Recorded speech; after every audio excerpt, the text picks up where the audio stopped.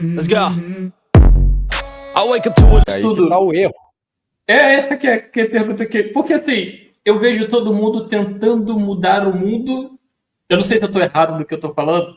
Tentando mudar o ambiente, o que não acaba não fazendo muito sentido. O trabalho é gigante, né? Talvez mudar a si mesmo seja mais produtivo do que mudar o ambiente, não? Ô, Renato, não tenho dúvida disso, né? A mudança começa por você, né? Já dizia a frase bonita lá, seja você a mudança que você quer ver no mundo, né? Começa com você em vez de começar pelos outros, mas o ser humano, a gente tem uma tendência natural de olhar para fora, né? De criticar, de julgar o outro, né? A gente também se cobra muito, né? Eu costumo falar isso também nas minhas palestras, toda vez que eu estou no palco, eu falo muito sobre isso, muito cuidado com a autocobrança, a gente se cobra demais, e você pegou num ponto importante, a nossa sociedade, a sociedade brasileira em especial, né, o ocidental já tem um pouco isso, mas o brasileiro em especial está lidando de forma muito mal com os desafios da emoção, Renato, com as capacidades emocionais. A gente, de fato, está com um leque aí de um lapso aí de desenvolvimento nessas questões emocionais. A nossa criação não favoreceu isso, tá? A gente não aprendeu em casa a ser forte, a ser resiliente, a ter capacidades emocionais desenvolvidas. Pelo contrário, muitas vezes a nossa criação bloqueou isso, né? Eu vou te falar algumas frases que provavelmente você ouviu quando você era pequeno, que a gente ouve de forma natural e não é natural, né? Tipo, menino não chora, né? Menino, machucou, caiu, machucou, tá chorando. Não, para de chorar, sopra aí, não chora, menino não chora, tem que ser forte, né? Então a gente tem que ser forte, você não pode chorar e mostrar fraqueza, né? Ser vulnerável, mostrar vulnerabilidades, você tá se mostrando fraco, né? É muito mimimi, você não pode, não, frescura, como assim? Né? Você tá se sentindo assim, você magoou, né? Tá magoado por quê? Né? Não tem motivo para ficar magoado. Então a gente bloqueia as emoções. Muito disso vem bloqueando quem você é, né? E isso vai gerando em você, na verdade, pouca oportunidade de se perceber, de conhecer. Tem pessoa mais sensível, tem pessoa que é mais agressiva naturalmente e tal, mas a sociedade vai o brasileiro, a sociedade brasileira, ela vai te encaixando no modelo. Você tem que ser o que o modelo te exige. E aí você matou, a gente foi tendo habilidades técnicas, então o que era valorizado era sempre a habilidade técnica, o desempenho técnico, e não necessariamente a sua capacidade de lidar com os desafios de uma forma mais, como que eu faria, aceitável para você, né?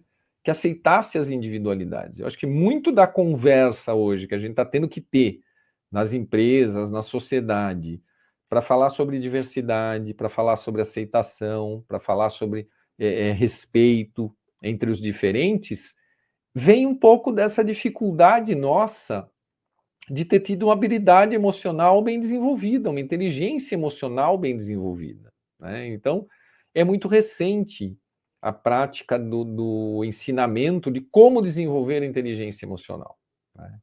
É até legal falar disso, o Daniel Goleman, né, que ficou muito famoso por conta dos conceitos da inteligência emocional na década de 80, ele trazia muito dos skills ali que eram importantes para você ter inteligência emocional, mas ele falava, naquela época a gente não sabia muito como desenvolver esses skills, a gente sabia que era importante, mas para a inteligência emocional, você saber se relacionar, você saber entender as pessoas, trabalhar sua empatia, motivação, mas como desenvolver isso, né? E depois ele virou também uma pessoa que começou a estudar muito meditação, né? E ele viu que a meditação era uma das melhores formas de você trabalhar o autodesenvolvimento, o autoconhecimento, que é o pilar fundamental para você desenvolver a sua inteligência emocional.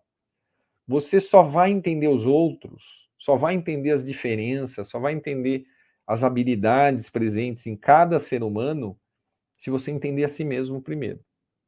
Senão você vai ter dificuldade para conseguir ver valor naquilo que é muito diferente, às vezes, e você não está conseguindo entender, conseguindo alcançar, né? Então, esse é um pouco do que eu acho né, que a meditação traz aí como sendo um grande valor para a nossa sociedade. A oportunidade da gente desenvolver a nossa habilidade, a nossa inteligência emocional. Sabe, assim, até aproveitando um pouco da sua experiência executiva e trazendo para a parte do autoconhecimento também, que é bom saber desse caminho, digamos assim, da meditação como ferramenta de autoconhecimento. Mas eu queria te compartilhar um desafio que talvez seja um desafio que você tem com a MindSelf, como empresa hoje. Durante a minha trajetória, por exemplo, eu fui da área comercial e quando eu ia, digamos, falar de um treinamento para alguma equipe, e quando eu citava a questão do autoconhecimento, não que eu fosse uma referência, mas a importância do autoconhecimento, é comum as pessoas virem assim, pô, vem de novo com essa conversa fiada, Renato, de autoconhecimento, me ensina o que eu tenho que falar e tá bom, já é o suficiente. E aí a gente explicava essa parte e no fim das contas a pessoa acabava tendo o mesmo resultado, porque ela não estava no momento para aquilo, sabe? Por isso até essa minha jornada aqui de autoconhecimento também do podcast, conversando todo dia. Quando a gente entende a importância do autoconhecimento, é bom, legal. Mas como despertar quando a pessoa ainda não sabe que isso é importante na vida dela, sabe? Que eu acho que é o seu desafio diariamente da sua organização. Eu acho que é isso mesmo, eu acho que você colocou bem, porque as pessoas confundem, né? Por exemplo, a gente tem muito preconceito ainda, por exemplo, de áreas comerciais, ambientes mais agressivos, por exemplo, né? De correlacionar e falar, pô, esse negócio não funciona aqui é faca na caveira, aqui a gente tem que bater meta, cara, não tem tempo para essas coisas, né? Só que no fundo, Renato, o que a gente está falando é de uma ferramenta de produtividade gigante, cara. Porque o organismo, quando você conhece o ser humano e a forma como o nosso corpo humano funciona, e aí a neurociência comprova isso de forma muito clara, cara, a gente tem que, de certa forma, conseguir colocar o nosso corpo em alto desempenho. E para isso ele precisa estar equilibrado, né? E para isso ele precisa ter descanso. Ele precisa conseguir estar oxigenado o seu cérebro, né? Você precisa ter os momentos em que você reorganiza o seu pensamento. O alto desempenho, ele vem apenas de você conseguir, de certa forma, controlar esses estímulos que a gente tem no dia a dia, né?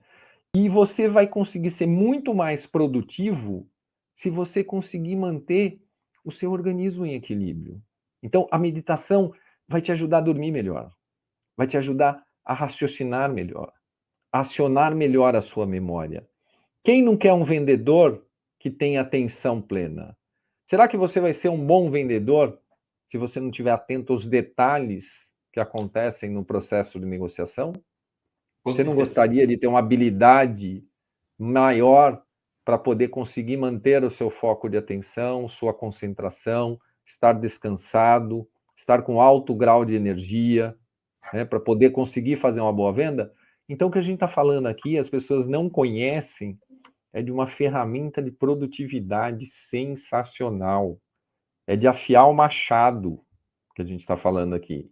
Entendeu? Não é nada zen. É que a pessoa tem a imagem que, vou meditar, vou ficar letárgico, vou ficar aquela coisa meio maluco beleza, sabe? Aquela coisa meio sem sal, sem açúcar. É completamente diferente disso. O que a ciência traz é que a meditação te energiza. Ela coloca o teu corpo em estágio de recuperação, no módulo recuperação celular.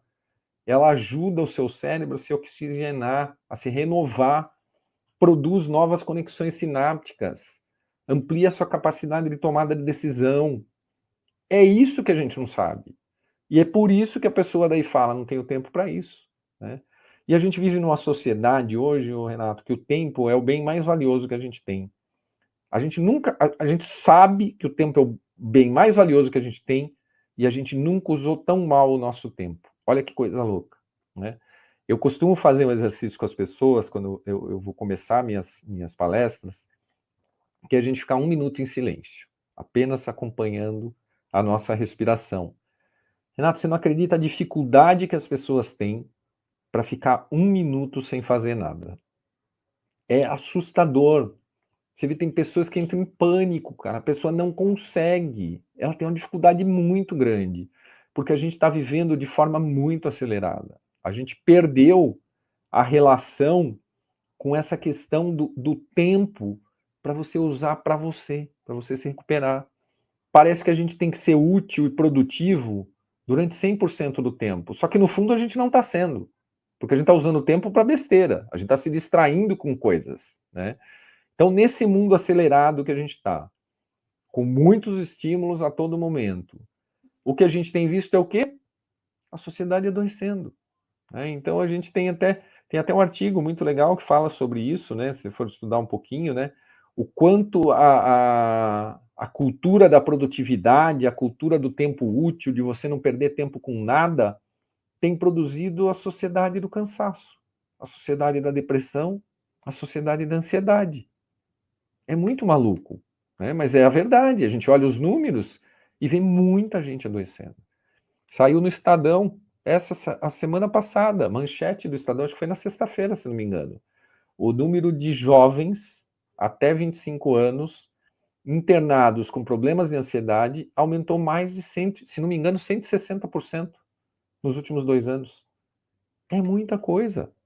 Então a gente não está sabendo lidar e não está indo atrás, não está conseguindo ir atrás de ferramentas para poder se capacitar para lidar com esse mundo que está aqui, que vai ser cada vez mais frenético, não vai mudar, não vai ser menos veloz, nem nada. Ou você se adapta para lidar de forma positiva com esse novo ambiente que está se apresentando, ou, meu amigo, vai sofrer, vai aprender na dor, vai ser mais difícil. Assim, eu acho legal a forma como você traz essa possibilidade para o mercado, assim, para as empresas, como você está falando. Porque, assim, vai parecer meio frio o que eu vou falar aqui. É claro que falar de saúde mental do colaborador é importante, falar de saúde mental das pessoas. Mas, aliada a isso, saber se o empreendedor ou gerencia uma equipe, sei que vai aumentar a concentração, o foco, a atenção no que o colaborador está realizando e que vai aumentar a produtividade, parece o mundo perfeito, Alexandre. Vou trazer isso para o meu negócio, para a minha vida. Então, vou aproveitar. Eu sempre falo que o podcast aqui eu sou o mais egoísta do mundo, porque eu tenho a chance todo dia de aprender, de pegar pequenas dicas. Então, assim, amanhã eu quero implementar isso no meu trabalho. Let's go. I wake up to a